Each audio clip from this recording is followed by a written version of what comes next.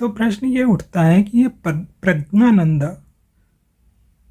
प्रज्ञानंद क्या कहानी है, क्योंकि कुछ लोग इनका नाम, ये एक प्रसिद्ध चेस प्लेयर हैं, इन्होंने विश्व चैंपियन मैग्नस कार्लसन को भी हरा दिया है। तो ये प्रज्ञानंद जो हैं, इनको कुछ लोग प्रज्ञा कहते हैं, कुछ लोग प्राग कहते हैं, कुछ प्रज्ञु कहते हैं और कुछ लोग प्रज्ञानंद कहते हैं। तो इनका उच्चारण सही क्या होगा? खासकर हिंदी के जो दर्शक हैं और हिंदी के जो यूट्यूबर हैं, क्रिएटर हैं, उन लोगों को ये प्रश्न ज़रूर आता होगा। तो हम इसका समाधान यहाँ करने वाले हैं।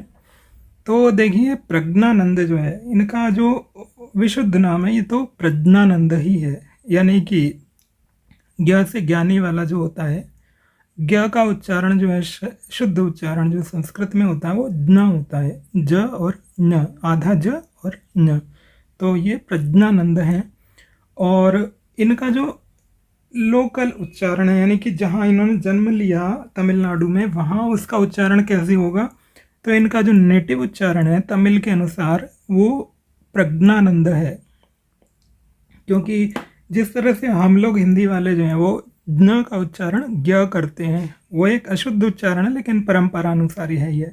तो उसी तरह से तमिलनाडु की परंपरा के अनुसार ज्ञ का उच्चारण है ज्ञ, और गुजरात में भी यही है, और अधिकांश दक्षिण भारतीय राज्यों में ज्ञ ही बोलते हैं। आंध्र प्रदेश में तेलुगु, कन्नड़ है, जैसे कर्नाटक में ये लोग न ही बोलेंगे, जहाँ संस्कृत का ज्ञ आएगा। तो ये लोग प्रज्ञानंद बोलेंगे, प्रज्ञानंद। अब प्रज्ञानंद की स्पेलिंग जो है जब अंग्रेजी में जाएगा तो उच्चारण के अनुसार GN हो जाएगी, ज्ञ, प्रज्ञा। लेकिन इन्होंने डबल G कर दिया उसे, क्यों किया? तो उसका कारण ये हो सकता है कि ये आधे ग पर बल देना चाहते थे, तो इन्होंने ऐसा किया होगा, या कुछ सिग्नेचर, कुछ लोग अपने स्पेलिंग थोड़ी अलग रखना चाहते हैं तो इन्होंने ये नाम रखा, तो ज्ञ हो गया वो। तो ये प्रज्ञानंद जो है ये डबल G हो गया, ज्ञ तो खैर होता ही है। तो यहाँ पर जो है, अगर हम और उदाहरण देखें तो विकिपीडिया पर आप देख सकते हैं। तो विकिपीडिया पर आप देखेंगे कि तमिल विकिपीडिया पर इनका नाम जो लिखा है, जिनको तमिल पढ़ना नहीं आती उनके लिए बता दें, ये लिखा है पी र आधा क, फिर न, फिर आ, फिर न, हल्का वाला न है। इनके दो तरह के न होते हैं तमिल के, तो ये हल्का यानी कि सॉफ्ट वाला न है, फिर उसके बाद पूरा न है, हार्ड वाला आधा, और फिर दा है। तो ये बन गया पिरज्ञा, ये बन गया पिरग्नानंद, पिरग्नानंद।